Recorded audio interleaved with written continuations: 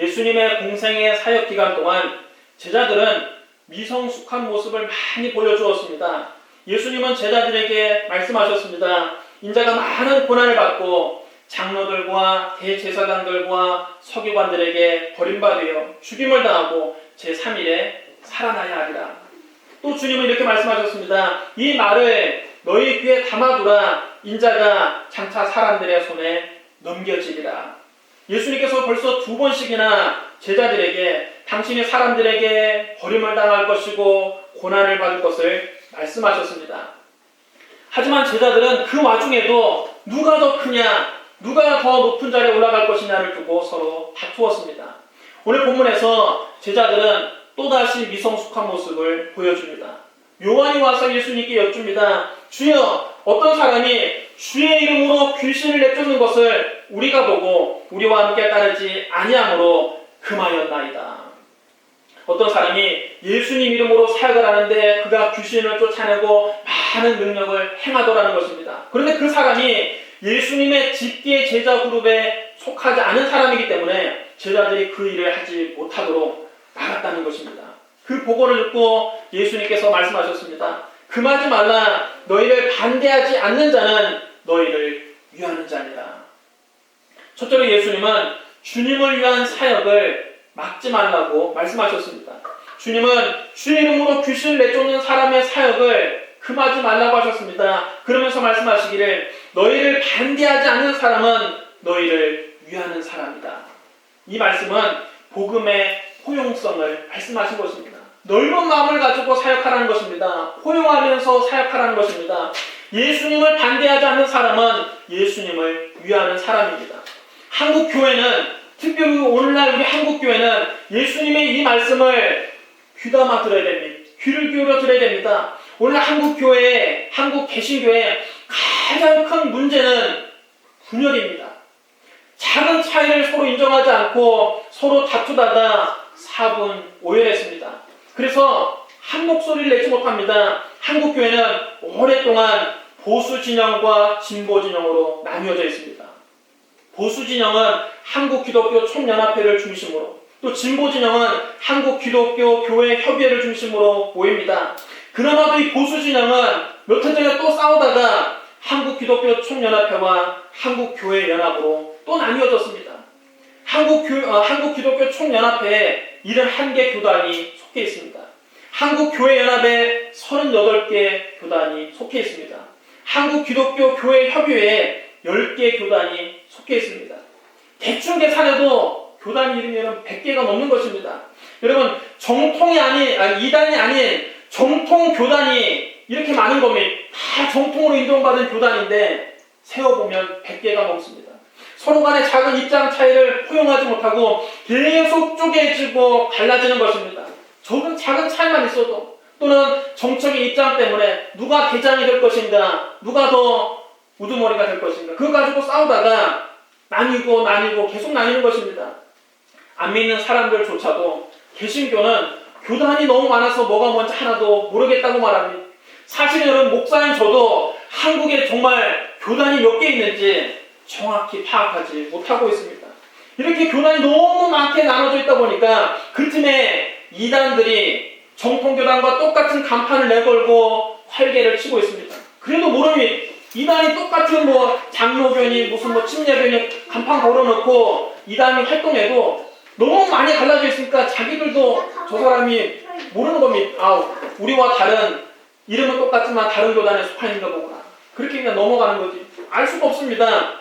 이제는 교회 간판만 보고는 정통인지 이단인지 분별하기가 불가능합니다. 교단 이름만 가지고는 그 교회가 어떤 교회인지 알 수 없습니다. 직접 그 교회 예배에 참석해보거나 설교를 들어보지 않고는 확인이 불가능합니다. 여러분, 어쩌다가 교회가 이 지경이 되었습니까? 어쩌다가 한국 교회가 이렇게 사분오열되었습니까? 정통 교회 안에서 서로 작은 차이를 존중하지 못하고 싸우고 다투고 물고 싸우고 찢다가 그리스도의 몸된 교회가 갈기갈기 찢어진 겁니다. 한국 교회가 자중질환에 빠져서 적전분열한 결과입니다. 보수와 진보로 나뉘고 내 편, 네 편 편가르기 하고 나와 조금만 다르면 적으로 간주하고 세포 분열을 계속 하다 보니까 그 사이에 이단과 사이비가 어부지리를 차지하고 있습니다. 도요사가 무명족의 속살을 먹으려고 부리를 조가비 안에 넣는 순간 무명족가 껍데기를 꼭 다물고 그 부리를 놔주지 않았습니다. 서로 놔주지 않는 것입니다. 도요사는 그 속살을 놔주지 않고 또 무명족에는 그 불을 놔주지 않고 서로 다투다 보니까 옆에서 가만히 지켜보는 어부가 그 둘을 다 잡아갔습니다. 여기서 어부질이란 말이 생겼는데 지금 한국 교회가 꼭 이 꼴입니다. 한국 교회가 내 편, 네 편 편가르기하고 싸우는 동안 이단과 사이비가 무섭게 창궐하고 있습니다. 지금 여러분 이단들이 걷잡을 수 없을 정도로 세력을 확장하고 있습니다. 우리는 아군과 적군을 분별할 줄 알아야 합니다. 성경은 말씀합니다. 사랑하는 자들아 영을 다 믿지 말고 오직 영들이 하나님께 속하였나 분별하라. 많은 거짓 선자가 세상에 나왔습니다. 이로써 너희가 하나님의 영을 알지니 곧 예수 그리스도께서 육체로 오신 것을 신하는 영마다 하나님께 속한 것이요 예수를 신하지 아니하는 영마다 하나님께 속한 것이 아니니 이것이 곧 적그리스도의 영이니라. 오리라 한 말을 너희가 들었거니와 지금 벌써 세상에 있느니라. 우리는 형제 교회와 형제 교단과 싸울 것이 아니라 악한 영들에게 속한 거짓 선자들과 싸워야 됩니다. 악한 영들에 속한 이단들과 싸워야 됩니다. 우리의 씨름은 혈과 육을 상대하는 것이 아니요 통치자들과 권세들과 이 어둠의 세상 주관자들과 하늘에 있는 악의 영들을 상대합니다. 여러분 악한 영들에 속한 자들과 싸워야지 정통 교회 안에서 서로 네가 맞다 내가 맞다 내가 대장을 해야 된다 내가 윗사람을 해야 된다 그렇게 싸우다가 여러분 사분오열하면 어떻게 합니까? 지금 정통 교회 안에서 우리끼리 싸울 때가 아닙니다. 우리는 예수님의 이 말씀을 기억해야 됩니다. 여러분 한번 따라해 주시기 바랍니다. 너희를 반대하지 않는 자는 너희를 위하는 자니라.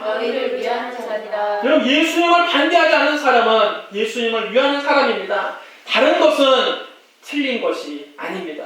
나와 조금 다르다고 해서 함부로 비판하고 적대시하면 안 됩니다. 삼위일체 하나님에 대한 신앙 고백이 분명하고 그리스도의 인성과 신성을 인정하고 십자가에서 죽으시고 부활하신 예수 그리스도를 유일한 구주로 고백하면 정통입니다. 한마디로 사도신경을 그대로 믿고 고백하면 정통교회라고 볼 수 있습니다. 여러분 사도신경이 그래서 중요한 겁니다. 왜 예배 때마다 모임 때마다 우리가 사도신경을 암송하고 그것으로 우리의 신앙을 고백하느냐.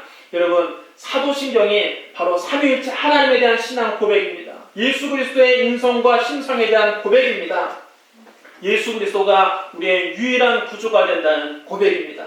이단들은 이 사도신경을 인정하지 않습니다. 사도신경이 정통과 이단을 판별하는 중요한 시금석입니다. 왜 이단입니까? 예수님을 인정하지 않고 예수님 외에 또 다른 구원자를 말하려고 하기 때문에 이단입니다. 그러려면 여러분 사도신경을 인정할 수가 없는 겁니다. 사도신경은 오직 예수님만 우리의 구주가 되신다고 고백하거든요. 삼위일체 하나님을 부정하거나 그리스도의 인성과 신성 중 하나라도 부정하거나 예수 그리스도 외에 다른 구원의 길이 있다고 주장하는 사람들은 다 이단입니다. 잘못된 신앙입니다. 악한 영들에게 속한 겁니다.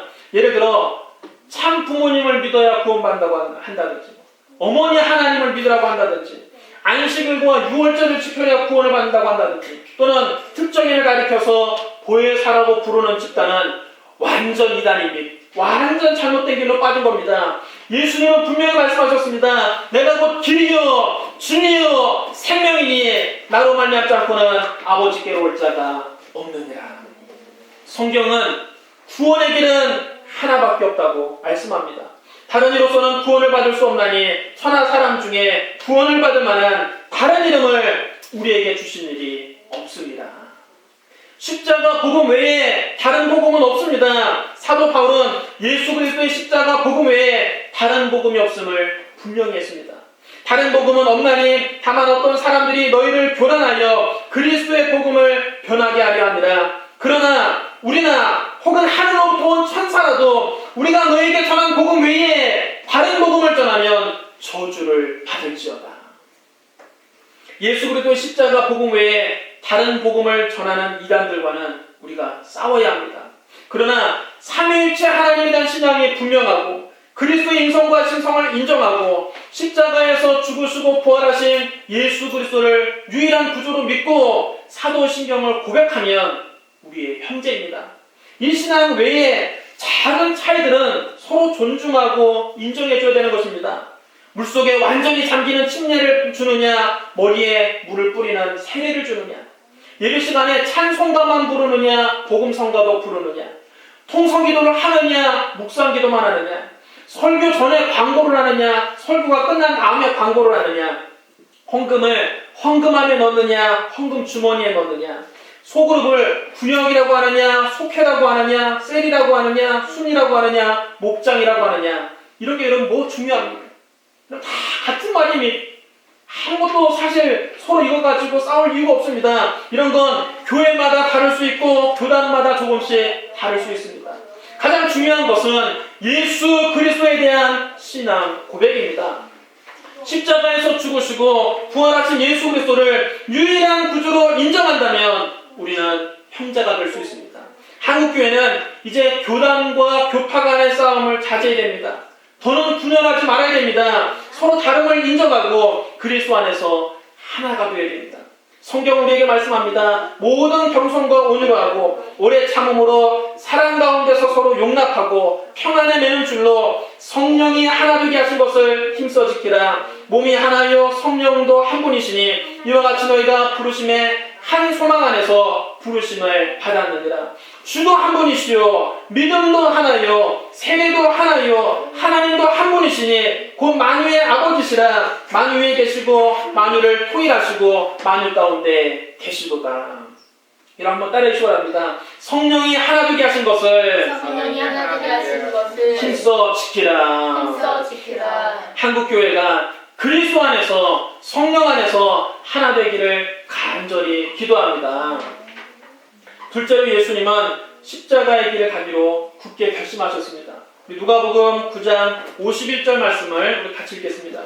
51절 말씀 같이 읽겠습니다. 시작. 예수께서 승천하실 기한이 차감해 예루살렘을 향하여 올라가기로 굳게 결심하시고, 예수님은 당신의 십자가의 죽음과 부활과 승천이 임박했음을 이미 알고 계셨습니다. 그래서 예수님 제자들에게 인자가 많은 고난을 받고 장로들과 대제사장들과 서기관들에게 버림받아 죽임을 당하고 제3일에 다시 살아나야 하리라. 이 말을 너희 귀에 담아두라. 인자가 장차 사람들의 손에 넘겨지리라 말씀하신 겁니다. 예수님께서 또 변화산에 올라가셨을 때 그 용모가 변화되고 그 옷이 휘어져 광채가 났는데, 그때 모세와 엘리야가 영광 중에 나타나서 장차 예수님께서 예루살렘에서 별세하실 것을 보고드렸습니다. 예수님께서 지금 예루살렘으로 가는 길이 십자가의 길인 줄 아시고 예루살렘으로 향하여 올라가시기로 결심하신 겁니다. 이제 한번 가면 다시는 못 돌아올 길인 걸 알고도 예수님은 예루살렘을 향하여 가기로 굳게 결심하셨습니다. 이것이 예수님의 순종입니다. 예수님은 십자가에 죽기까지 아버지 하나님의 뜻에 복종하셨습니다. 성경은 말씀합니다. 너희 안에 이 마음을 품으라. 곧 그리스도 예수의 마음이니 그는 근본 하나님의 본체시나 하나님과 동등됨을 취할 것으로 여기지 아니하시고 오히려 자기를 비워 종의 형체를 가지사 사람들과 같이 되셨고 사람의 모양으로 나타나사 자기를 낮추시고 죽기까지 복종하셨으니 곧 십자가에 죽으십니다. 여러분, 아담 한 사람의 불순종으로 말미암아 죄가 세상에 들어오고 죄로 말미암아 사망이 들어왔습니다. 그러나 마지막 아담으로 오신 예수 그리스도 한 분의 순종으로 말미암아 많은 사람이 의인이 되는 길이 열렸습니다. 성경 말씀합니다. 그러므로 한 범죄로 많은 사람이 정죄된 것 같이 한 의로운 행위로 말미암아 많은 사람이 의롭다 하심을 받아 생명에 이르렀느니라. 한 사람이 순종하지 아니함으로 많은 사람이 주인이 된 것 같이 한 사람이 순종하심으로 많은 사람이 의인이 되리라. 아담 한 사람의 불순종으로 말미암아 모든 인류가 죄악을 범하게 되고 죄 가운데 태어나게 되고 죄만 짓고 살고 죄의 노예가 된 것처럼 되었지만 마지막 아담으로 오신 예수님 한 분의 순종으로 말미암아 그를 믿는 많은 사람이 의인이 되는 길이 열린 것입니다. 예수님께서 친히 말씀하셨습니다. 인자가 온 것은 섬김을 받아야 함이 아니라 도리어 섬기려 하고 자기 목숨을 많은 사람의 대속물로 주려 함이니라. 예수님은 저와 여러분을 구원하기 위해서 예루살렘으로 지금 올라가는 길이 고난의 길이요, 십자가의 길이요, 죽음의 길인 줄 아시고도 그 길로 가기로 결심하신 겁니다. 주님은 우리의 몸값으로 당신의 목숨을 내어놓으셨습니다. 예수님은 십자가 찾아내서 저와 여러분의 대속물로 십자가 못 가 계시고 몸을 찢고 피를 흘리는 속죄의 제사를 드리신 것입니다. 왜? 죄의 값이 사망이기 때문입니다. 저와 여러분의 죄의 값이 죽음이기 때문에 아무 죄가 없으신 예수님이 저와 여러분을 대신해서 몸을 찢고 피를 흘려서 죽음의 형벌을 당하신 겁니다. 성경은 말씀합니다. 그리스도께서는 장래 좋은 일의 대제사장으로 오사 손으로 짓지 아니한 것, 곧 이 창조에 속하지 아니한 더 크고 온전한 장막으로 말미암아 염소와 송아지의 피로 아니하고 오직 자기 피로 영원한 속죄를 이루사 단번에 성소에 들어가셨느니라. 예수님의 십자가 제단에서 염소와 송아지의 피로 하지 않고 오직 자기 피로 단번에 영원한 속죄의 제사를 드리신 것입니다. 그럼 여러분, 우리를 대신해서 십자가에서 몸을 찢고 피를 흘려 죽으신 분은 예수 그리스도 한 분밖에 없습니다. 자기 피로 영원한 속죄의 제사를 이루신 분은 예수 그리스도 한 분밖에 없습니다. 죽음을 이기시고 3일 만에 부활하신 분도 예수 그리스도 한 분밖에 없습니다. 그러므로 우리의 구주는 예수 그리스도 한 분밖에 없습니다. 우리가 믿고 바라보고 의지할 분은 예수 그리스도 한 분밖에 없습니다. 성경 말씀합니다. 믿음의 주여 또 온전하게 하시는 이인 예수를 바라보자. 그는 그 앞에 있는 기쁨을 위하여 십자가를 참으사 부끄러움을 개의치 아니하시더니 하나님 보좌 우편에 앉으셨느니라. 믿음의 주여 또 온전하게 하시는 이인 예수님을 바라보십시오. 여러분, 이 땅에 신앙생활 하는 동안 사람 의지하지 말고 사람 바라보지 말고 유명한 사람 따라가려고 하지 말고 여러분의 눈이 항상 십자가에 달리신 예수님만 바라보게 되시기를 주님의 이름으로 축원합니다. 부활하신 예수님을 여러분 마음속에 항상 모시고 살아계신 주님과 지금도 살아계신 그 주님과 항상 동행하게 되시기를 예수님 이름으로 축원합니다. 셋째로 예수님은 불필요한 싸움을 피하셨습니다. 예수님께서 주로 사역하셨던 곳은 이스라엘의 북쪽 지역인 갈릴리 지역이었습니다. 이스라엘의 수도 예루살렘은 저 남쪽 지역에 있습니다. 남부 지역에 있습니다.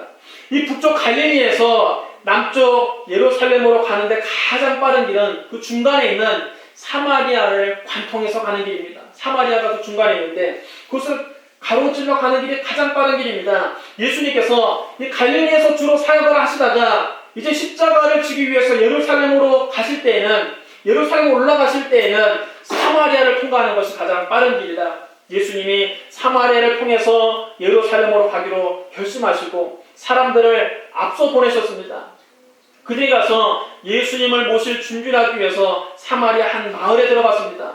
그러나 그곳 사람들이 예수님을 반기지 않았습니다. 예수님을 거부했습니다. 예수님께서 유대 땅에 있는 예루살렘으로 가시는 길이라는 것을 알았기 때문입니다. 유대인과 사마리아인은 서로 오래전부터 사이가 좋지 않았습니다.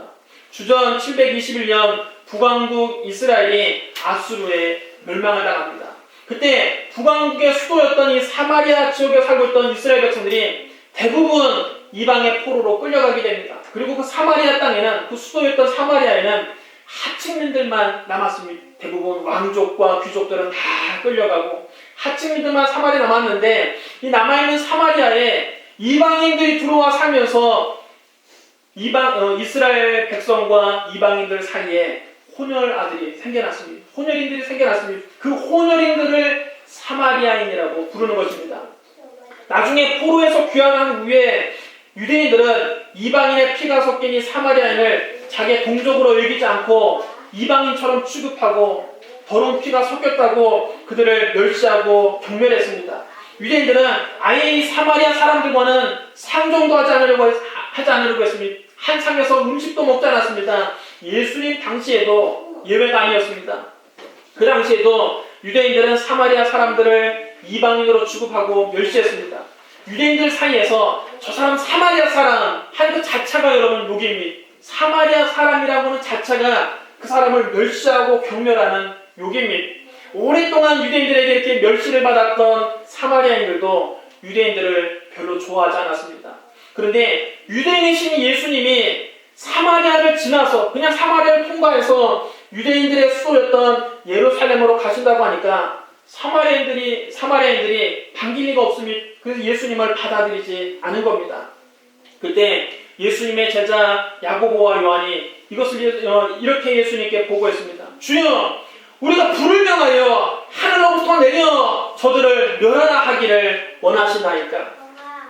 아브라함 시대에 죄악이 크고 심했던 소돔과 고모라에 유황과 불이 비같이 내렸던 것처럼 예수님을 받아들이지 않는 저 사마리아에 하늘에서 불을 내려서 저들을 다 쓸어버리고 멸해버리겠다는 것입니다. 화가 나니까 왜 우리 예수님을 받아들이지 않느냐? 저 못된 것들 하늘에서 그냥 벼락이 내리고 유황이 내리고 불이 내려서 이 사마리아에 초토화시키는 것이 어떻겠습니까? 자기들 마음대로 여러분, 야고보와 요한이 자기들 마음대로 하늘에서 불을 내리겠다고 하니 여러분, 이 야고보와 요한이 어디서 이런 무모함이 생겼습니까? 그들은 변화산에서 예수님이 영광스러운 모습으로 변화된 것을 자기들 두 눈으로 똑똑히 보았거든요. 예수님 앞에서는 그 위대한 모세와 엘리야도 머리를 조아리고 공손하게 서서 보고하는 것을 자기들 눈으로 직접 보았거든요. 구름 속에서 하나님의 위엄찬 음성을 자기들 귀로 직접 들었습니다. 이는 나의 아들 곧 택함을 받은 자니 너희는 그의 말을 들으라. 야고보와 요한은 예수님이 얼마나 위대하신 분인가를 알게 된 것입니다. 그 변화산에서 그들은 확인했습니다. 야, 예수님은 정말 하나님의 아들이신가 보구나. 모세와 엘리야보다도 위대한 분인 거구나. 그들이 거기서 보고 깨달은 겁니다. 그러고 난 다음에는 자기들 어깨에 힘이 들어가는 것입니다. 야, 예수님 저렇게 위대한 분인데 우리는 예수님을 가장 가까이에서 보시는 최측근들이다. 여우가 호랑이의 위세를 빌려서 호기를 부린다고 여러분. 야고보와 요한은 예수님의 권세를 빌려서 자기들이 위세를 부리고 있는 겁니다. 야고보와 요한이 예수님 앞에서 또 한 번 미숙한 모습을 보여드렸습니다. 야고보와 요한은 세베대의 아들로서 두 사람이 형제인데 이들은 성격이 이렇게 불같아서 주님이 그들에게 보아너게라고 하는 별명을 붙여주셨습니다. 이 보아너게란 말은 우레의 아들 이런 뜻입니다. 얼마나 성격이 불같은 저 사마리아 사람들, 예수님을 거부하는 사람들, 안 믿는 사람들 우레를 내려서 하늘에서 불을 내려서 저들을 다 멸하게 해달라고 하니까 예수님이 보아너게 너희들은 참 성격이 불같구나, 우레 같구나, 우레의 아들이라고 별명을 붙여주셨습니다. 야고보와 이렇게 불을 내려서 사마리아를 멸망시키자고 하니까 예수님이 그들을 꾸짖었습니다. 그러고 나서 그들은 함께 다른 마을로 갔습니다. 예수님은 사마리아를 멸하신 것이 아니라 오히려 그 사마리아를 피해서 다른 마을로 가신 겁니다. 우리 누가복음 9장 55절부터 56절 말씀을 함께 읽겠습니다. 55절, 56절 같이 읽겠습니다. 시작. 예수께서 돌아보시며 꾸짖으시고 함께 다른 마을로 가시니라. 예수님은 당신을 받아들이지 않는 사마리아에 불을 내려 멸하시지 않았습니다. 그 대신 조용히 다른 마을로 가셨습니다. 그들을 피해서 다른 마을로 가셨습니다. 예수님께서 불필요한 분쟁을 피하신 겁니다. 예수님의 초림 사역은 심판이 아닙니다. 심판은 예수님의 재림 때 있을 일입니다. 초림의 예수님은 세상을 심판하러 오신 것이 아니라 구원하러 오셨습니다. 요한복음 3장 17절에 하나님이 그 아들을 세상에 보내신 것은 세상을 심판하려 하심이 아니요 그로 말미암아 세상이 구원을 받게 하려 하십니다. 우리도 예수님처럼 사역해야 됩니다. 우리가 여러분 전도할 때 또는 사역을 할 때 예수님처럼 사역해야 됩니다. 우리가 복음 전하다 보면 복음을 받아들이는 사람보다 받아들이지 않는 사람이 훨씬 더 많습니다. 여러분 전도에서 한 번에 성공하는 거 여러분 어디 있습니까? 그러나 복음을 받아들이지 않는다고 해서 함부로 사람을 심판하려고 하면 안 됩니다. 하나님 벼락을 놔주셨다고 합니까? 저 교만한 사람에게 벼락을 내려 주옵소서. 여러분, 이렇게 저주하는 기도를 하면 안 된다는 겁니다. 구약 성경에는 원수를 저주하는 기도가 덜어 나옵니다. 구약 성경에는 그런 기도가 덜어 있었습니다. 시편에 보면 자기를 괴롭히는 원수를 하나님께 고발하고 원수를 신원해달라고, 자기의 억울함을 풀어달라는 기도가 종종 나옵니다. 여호와여 일어나소서, 나의 하나님이여 나를 구원하소서, 주께서 나의 모든 원수의 뺨을 치시며 악인의 일을 꺾으셨나이다. 하나님이여 그들을 정죄하사 자기 꾀에 빠지게 하시고 그 많은 허물로 말미암아 그들을 쫓아내소서, 그들의 주를 배역함이니이다. 주께서는 내 원수에게 악으로 갚으시리니 주의 성실하심으로 말미암아 그들을 멸하소서. 그들이 악으로 나의 선을 갚으며 미워함으로 나의 사랑을 갚았사오니 악인이 그를 다스리게 하시며 사탄이 그의 오른쪽에 서게 하소서. 그가 심판을 받을 때에 죄인이 되어 나오게 하시며 그의 기도가 그로 변하게 하시며 그의 연수를 짧게 하시며 그의 직분을 타인이 빼앗게 하시며 그의 자녀는 고아가 되고 그의 아내는 과부가 되며 그의 자녀들은 유리하며 구걸하고 그들의 황폐한 집을 떠나 빌어먹게 하소서. 이건 기도라기보다는 완전 저주 및 그의 직분은 타인이 빼앗아가고 그의 자녀들은 다 고아가 되고 그의 아내는 과부가 되고 그의 자녀들은 구걸하고 빌어먹게 해달라는 이런 기도가 어디 있습니까? 완전 저주 아닙니까? 그러나 신약 성경에는 구약 성경에 이렇게 원수를 저주하는 기도가 들어있고 또는 자기의 억울함을 풀어달라는 기도가 있는데 신약 성경에는 기도의 내용이 바뀝니다. 예수님 오신 이후에는 어떻게 기도가 바뀌느냐? 원수를 위해서 오히려 복을 비는 기도로 바뀝니다. 예수님께서 십자가를 달리신 채 신이 그 본을 보여주셨습니다. 예수님 십자가에서 괴로워하시면서도 당신을 십자가에 못 박은 자들을 위해서 오히려 하나님께 기도하셨습니다. 아버지, 저들을 사하여 주옵소서, 자기들이 하는 것을 알지 못함이니이다. 당신을 십자가에 못 박은 사람들, 당신의 얼굴에 침을 뱉는 사람들, 당신의 뺨을 때리는 사람들, 당신을 욕하고 저주하는 사람들을 위해서 예수님 오히려 그들을 위해서 기도하셨습니다. 스데반도 돌에 맞아 순교하면서 자기에게 돌을 던지는 자들을 위해서 기도했습니다. 주여, 이 죄를 그들에게 돌리지 마옵소서. 주여, 얼마나 아프겠습니까? 돌을 던져서 그를 죽이는데 머리가 깨지고 피투성이가 되면서 지금 돌에 맞아 죽어가면서 하는 기도가 바로 이 기도입니다. 주여, 이 죄를 나에게 돌을 던지는 저 사람들에게 돌리지 마옵소서. 그 외에도 신약 성경은 곳곳에서 우리에게 원수를 축복하라고 권면합니다. 너희 원수를 사랑하며 너희를 미워하는 자를 선대하며 너희를 저주하는 자를 위하여 축복하며 너희를 모욕하는 자를 위하여 기도하라. 너희를 박해하는 자를 축복하라. 축복하고 저주하지 말라. 악을 악으로, 욕을 욕으로 갚지 말고 도리어 복을 빌라. 이를 위하여 너희가 부르심을 받았으니 이는 복을 이어받게 하려 하심이라. 할렐루야. 여러분, 이것이 구약 시대와 신약 시대의 차이점입니다. 예수님 오시기 전과 예수님 오시고 난 뒤의 차이점입니다. 이제는 시대가 바뀌었습니다. 율법의 시대는 지나갔습니다. 지금은 은혜의 시대입니다. 내 마음에 안 드는 사람이 있다고, 내 마음에 들지 않는다고 해서 저주하는 기도를 해서는 안 됩니다.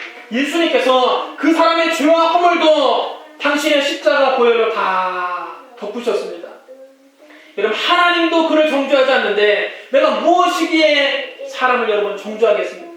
하나님 그 사람을 용서하시는데 여러분, 내가 무엇이기에 정죄하고 사람을 판단하겠습니까? 이제 우리를 받아들이지 않는 사람을 저주할 것이 아니라 오히려 그 사람을 위해서 기도해야 될 것입니다. 그 사람을 복을 비는 기도를 해야 됩니다. 그가 잘못한 것이 있으면 스스로 회개하고 돌아오도록 축복 기도를 해줘야지, 저주하는 기도는 은혜의 시대에 하나님께 상달되지 않습니다. 그럼 여러분, 더는 율법으로 다른 사람을 판단하고 정죄하고 저주하지 말고 예수님처럼 위로하고 격려하고 오히려 축복하는 저와 여러분 되시기를 주님의 이름으로 축원합니다. 여러분, 반대자들 때문에 우리가 가는 길이 막히면 예수님처럼 다른 길로 돌아가면 되는 것입니다. 여러분, 반대자가 우리의 길을 막고 앞길을 막는다면 그 반대자와 싸울 것이 아니라 돌아가면 되는 것입니다. 하나님의 사람들은 져주면서도 이기는 것입니다. 우리가 양보하고 또 양보해도 하나님이 이기게 만들어 주십니다. 하나님 여러분 우리 편이 되시면 결국에 가서는 우리가 이기는 것입니다. 여러분 이삭을 보십시오. 이삭이 큰 흉년을 만났습니다. 이삭은 블레셋 사람들이 사는 그랄 땅으로 내려갔습니다. 거기서 블레셋 사람들에게 땅을 조금 빌려서 농사를 지었습니다. 근데 그 결과를 성경이 이렇게 기록합니다. 이삭이 그 땅에서 농사하여 그의 100배나 얻었고 여호와께서 복을 주심으로 그 사람이 창대하고 왕성하여 마침내 거부가 되어 양과 소가 떼를 이루고 종이 심히 많음으로 블레셋 사람이 그를 시기에 했다고 했습니다. 여러분 이것이 풍년 때 일어난 일이 아닙니다. 큰 흉년 때 일어난 일입니다. 이삭이 극심한 불황기에 그것도 남의 땅을 빌려서 농사를 지어서 그의 100배나 수확을 거두고 거부가 되었다는 겁니다. 요즘 말로 바꿔 말하면 이삭이 지금 같은 극심한 불황기에 남의 점포를 세워둬서 장사를 했더니 그 해에 투자한 돈의 100배를 거둬들였고 사업이 크게 확장되어 수많은 직원을 거느린 큰 기업가가 되었다는 말입니다. 이렇게 이삭이 큰 축복을 받자 블레셋 왕 아비멜렉이 이삭을 시기해서 찾아와서 말을 합니다. 네가 우리보다 크게 강성한즉 우리를 떠나라. 어디서 굴러 들어온 돌이 남의 땅에 와서 이렇게 큰 부자가 되느냐. 그 시기에서 눈을 뜨고 볼 수가 없는 겁니다. 그 그랄 땅에서 블레셋 사람들이 그를 쫓아냈습니다. 세상 사람들은 우리가 잘 되는 것을 시기하고 경계합니다. 우리가 못 살 때는 그냥 내버려뒀지만 하나님의 복을 받으면 배 아파하고 시기하는 것입니다. 그때부터 대적하는 것입니다. 이삭은 아비멜렉이 찾아와서 자기를 대적하고 그 땅에서 쫓아내려고 하자 아비멜렉과 다투지 않았습니다. 왜 그러냐, 내가 정당한 대가를 지불하고 이 땅을 빌렸는데 세워둔 것인데 왜 나를 쫓아내느냐, 싸우지 않았습니다. 이삭은 순순히 그곳을 떠나 그랄 골짜기로 내려가 장막을 쳤습니다. 여러분 골짜기는 땅이 좁고 협소한 곳입니다. 도저히 농사짓기 어려운 곳입니다. 이제는 내려가다 골짜기까지 내려간 겁니다. 그래도 이삭은 싸우지 않았습니다. 화평을 지키려고 자기가 포기하고 양보했습니다. 이삭은 거기에서 자기 아버지 아브라함이 팠던 우물들을 다시 팠습니다. 아브라함이 죽은 후에 블레셋 사람들이 그 우물을 막아버렸기 때문에, 흙으로 막아버렸기 때문에 아버지가 팠던 옛날 아버지가 팠던 그 우물을 다시 파기 시작했습니다. 이삭은 우물을 다시 판 다음에 그 우물들을 아버지가 불렀던 대로 이름을 불렀습니다. 이삭의 종들이 골짜기에서 땅을 찾아 샘물이 솟아오는 곳을 발견했습니다. 거기서 샘물이 터져나오자 그랄에서 양을 치고 있던 그랄의 목자들이 와서 이삭의 종들과 다투기 시작합니다. 내내 그냥 이삭이 땅을 팔 때 혼자서 땅을 뻘뻘 불리고 이삭의 종들이 땅을 팔 때 팔짱 치고 지켜만 보고 있더니 거기서 샘물이 터져나오니까 그것을 또 시기해서 찾아온 것입니다. 그랄 목자들이 말했습니다. 이 물은 우리의 것입니다. 이거 우리 땅에 있는 거니까 우리 거다. 애써 팠지만 자기들이 찾아겠다는 것입니다. 말도 안 되는 억지 주장입니다.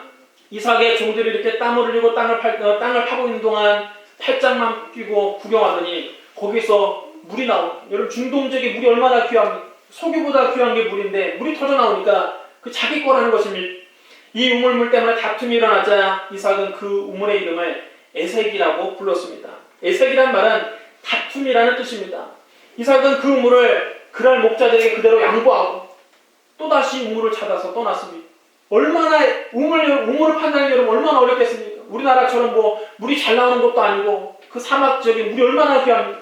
애써서 수십 군데를 파서 우물 하나 나왔는데 그걸 뺏으려고 하니까 이삭이 그걸 그대로 포기하고 그랄 목자들에게 주고 다른 우물을 찾아서 또 떠납니다. 그런데 이삭이 그 우물을 포기하고 다른 곳에 가서 우물을 팠더니 또 우물물이 터지는 것입니다. 이삭이 파는 곳마다 샘물이 터집니다. 그러나 또 사람들이 와서 그 우물을 가지고 또 다투었습니다. 이것도 우리 거다. 그러면서 또 빼앗아가려고 합니다. 그래서 이삭이 그 우물의 이름을 신나라고 이름을 지었습니다. 신나라는 뜻은 대적함 이런 뜻입니다. 그러한 목자들이 자기를 대적한다는 것입니다. 가는 곳마다 쫓아와서 못살게 굴고 자기가 애써서 판 우물을 빼앗아간다는 겁니다. 이삭은 거기서 또 다투지 않고 그 우물물도 그 그랄 목자들에게 또 주고 또다시 이사를 해서 우물을 팠습니다. 이번에는 아무도 쫓아올 수 없는 곳으로 이 그랄 목자들이 살던 더 멀리 가서 우물을 팠더니 이번에는 시비를 거는 사람이 한 사람도 없었습니다. 그래서 그때 우물을 파서 샘물이 터져 나오자 이삭이 그 우물의 이름을 르호봇이라고 짓고 하나님을 찬양했습니다. 이제는 여호와께서 우리를 위하여 넓게 하셨으니 이 땅에서 우리가 번성하리로다. 할렐루야. 이 르호봇이란 말은 장소가 넓음 이런 뜻입니다. 여러분, 자기가 판 우물을 계속 빼앗기고 양보했더니 오히려 하나님께서 넓은 장소를 차지하게 만들어 주신 것입니다. 그를 넓은 곳으로 인도하셨습니다. 이처럼 여러분, 하나님을 사랑하는 자, 곧 그때로 부르심을 입은 자들에게는 모든 것을 합력하여 손을 이루며 결국은 온유한 자가 땅을 기업으로 차지합니다. 이삭이 이렇게 하나님께 복을 받아 손 대는 일마다 잘 되자 이삭을 그랄 땅에서 쫓아냈던 그 블레셋 왕 아비멜렉이 이삭을 찾아왔습니다. 하루는 이삭이 또 우물을 발견하고 거기서 넓은 땅을 차지해서 농사를 짓는다는 소식을 듣고 너무나도 잘 된다는 소식을 듣고 블레셋 왕이 또 찾아옵니다. 그리고 그러자 이삭이 퉁명스럽게 물었습니다. 너희가 나를 미워하여 나를 너희에게서 떠나게 하였거늘 어찌하여 내게로 왔느냐? 쫓아낼 때는 언제고 또 왜 찾아왔느냐는 것입니다. 그러자 그들이 대답합니다. 여호와께서 너와 함께 하심을 우리가 분명히 보았으므로 우리 사이에 곧 우리와 너 사이에 맹세하여 너와 계약을 맺으려 말하였노라. 너는 우리를 해하지 말라. 이는 우리가 너를 범하지 아니하고 선한 일만 내게 행하여 네가 평안히 가게 하였습니다. 이제 너는 여호와께 복을 받은 자니라. 할렐루야. 여러분 따르시 합니다. 너는 여호와께 복을 받은 자니라. 여러분 이것이 믿는 사람의 고백이 아닙니다. 블레셋 왕 아비멜렉이 이삭에게 한 말입니다. 그 아비멜렉이 가만히 지켜보니까 하나님이 이삭과 함께하는 것이 너무 분명하거든요. 아비멜렉이 비록 하나님을 믿지 않는 이방인이었지만 이삭이 저렇게 잘 사는 것을 보니까 정말 하나님이 그와 함께 계시더라는 겁니다. 그랄 땅에 그 척박한 땅 빌려줬더니 헐값을 빌려줬더니 거기서 그 흉년에 남들 다 농사가 안 되는데 이삭 혼자만 100배를 거두더라는 겁니다. 그 땅에서 또 쫓아냈더니 가는 곳마다 우물을 파는데 이삭이 파는 곳마다 우물이 터져 나옵니다. 우물이 귀한 그 중동에서 사막 지역에서 이삭이 땅을 팔 때마다 우물 터져 나오고 보니 하나님이 함께하지 않고는 일어날 수가 없는 일인 것입니다. 그들이 보기에도 이삭은 틀림없이 하나님께 복을 받은 사람이라는 겁니다. 여러분, 하나님께 함께하는 사람 잘못 건드렸다가 큰 코 다칠 것 같으니까 먼저 자기가 이삭을 찾아와서 이제는 화친을 맺어달라는 것입니다. 자기가 이삭을 잘해준 것도 없으면서 내가 너를 평안히 가게 내버려 두었으니 너도 나를 해하지 말아달라고 지금 사정하고 있는 것입니다. 사실 여러분, 이 블레셋 왕 아비멜렉은 한 나라의 왕입니다. 이삭은 그 당시에 여러분 떠돌이 족장이었습니다. 종들은 몇 명 있었지만 남의 땅 빌려서 농사짓는 떠돌이 족장이었는데 한 나라의 왕이 일개 족장인 이삭에게 사실상 무릎을 꿇고 머리를 숙인 겁니다. 하나님이 우리와 함께 계시면 이와 같이 놀라운 일이 생기는 것입니다. 하나님은 우리 원수의 목전에서 우리에게 진수성찬을 차려주시고 기름으로 우리의 머리를 발라 우리를 높여주십니다. 여러분, 하나님을 믿는 사람은 이처럼 져주고 양보해도 결국에 가서는 이기는 것입니다. 하나님이 함께할 때 이런 축복을 받는 것입니다. 여러분 한번 옆에 있는 분들에게 이렇게 인사하시기 바랍니다. 당신은 여호와께 복을 받은 사람입니다. 여러분은 하나님께 복을 받은 사람입니다. 여러분, 우리가 이 세상에 살면서 이해하고 양보하고 용서하고 관용을 베푸면 우리가 손해보는 것 같고 지는 것 같지만 결국에는 하나님의 더 좋은 것으로 풍성하게 채워주시는 것입니다. 야고보와 요한에게는 아직 이만한 믿음이 없었습니다. 이만한 성숙한 믿음이 없었습니다. 그러나 야고보와 요한도 변화되었습니다. 언제 그들이 변화되었느냐? 그들이 예수님의 십자가 죽음을 목격하고 부활하신 예수님을 만나고 오순절날 성령 받고 난 다음에는 놀랍게 변화됩니다. 그렇게 미성숙해서 주님을 받아들이지 않는 저 사마리아에 하늘에서 불을 내려 저들을 다 쓸어버리기를 원하십니까? 그렇게 말하던 사람들이 나중에 성령 받고 난 다음에는 변화됩니다. 예수님의 십자가 죽음과 부활을 목격하고는 변화됩니다. 야고보는 12제자 중에 처음으로 순교를 했습니다. 요한은 사랑의 사도로 변화됩니다. 그렇게 향기가 왕성하고 성격이 불같은 사람이 나중에 여러분 성령 받고 난 다음 오순절날 성령 받고 난 다음 뭐라고 말한 줄 아십니까? 요한일서에 보면 사도 요한이 이렇게 말을 합니다. 사랑하는 자들아, 우리가 서로 사랑하자. 사랑은 하나님께 속한 것이니 사랑하는 자마다 하나님께로부터 나서 하나님을 알고 사랑하지 아니하는 자는 하나님을 알지 못하나니 이는 하나님은 사랑이십니다. 하나님의 사랑이 우리에게 이렇게 나타난 바 되었으니 하나님이 자기 독생자를 세상에 보내시면 그로 말미암아 우리를 살리려 하십니다. 사랑은 여기 있으니 우리가 하나님을 사랑한 것이 아니요 하나님이 우리를 사랑하사 우리 죄를 속하기 위하여 화목제물로 그 아들을 보내셨습니다. 사랑하는 자들아, 하나님이가 우리를 사랑하셨은즉 우리도 서로 사랑하는 것이 마땅하도다. 어느 때나 하나님을 본 사람이 없으되 만일 우리가 서로 사랑하면 하나님이 우리 안에 거하시고 그의 사랑이 우리 안에 온전히 이루어지느니라. 할렐루야. 하늘에서 불을 명하여 그 사마리아를 멸망시켜달라고 하던 그 요한이 이제는 말만 하면 사랑하는 사랑을 이야기하고 우리가 서로 사랑하자. 하나님 우리를 사랑같이 우리가 서로 사랑하는 것이 마땅하다. 사랑을 선포하는 사랑의 사도로 변화된 것입니다. 우리의 아들 야고보와 요한이 이렇게 변화되었습니다. 여러분, 예수님의 십자가 복음이 변화시키지 못할 사람은 없습니다. 그런즉 누구든지 그리스도 안에 있으면 새로운 피조물이라. 이전 것은 지나갔으니 보라 새 것이 되었도다. 누구든지 그리스도 안에 있으면 새로운 사람이 됩니다. 이전 것은 지나가고 새 것이 됩니다. 여러분, 오늘 저와 여러분이 이렇게 변화되기를 주님의 이름으로 축원합니다. 야고보와 요한이 변화된 것처럼 저와 여러분이 변화되기를 바랍니다. 미성숙한 종교인에서 성숙한 신앙인으로 변화되기를 바랍니다. 한국 교회다 또는 교회 안에서 파벌 같은 그만하고 우리가 성령 안에서 하나 되기를 바랍니다. 우리를 위해서 십자가를 지신 예수님만 바라보기를 바랍니다. 불필요한 싸움은 피하고 양보하면서도 승리하는 진정한 승리자가 되기를 바랍니다. 우리가 다 하나님의 아들을 믿는 것과 아는 일이 하나가 되어 온전한 사람을 이루어 그리스도의 장성한 분량이 충만한 데 이르기까지 되기를 주님의 이름으로 축원합니다. 기도하겠습니다.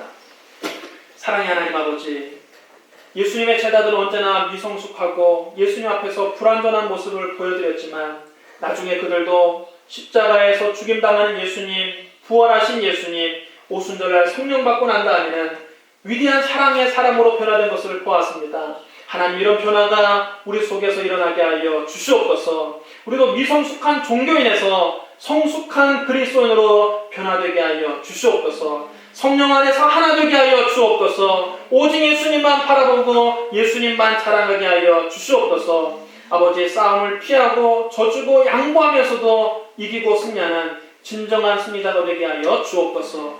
예수님 이름으로 축복하며 기도드리옵나이다. 아멘.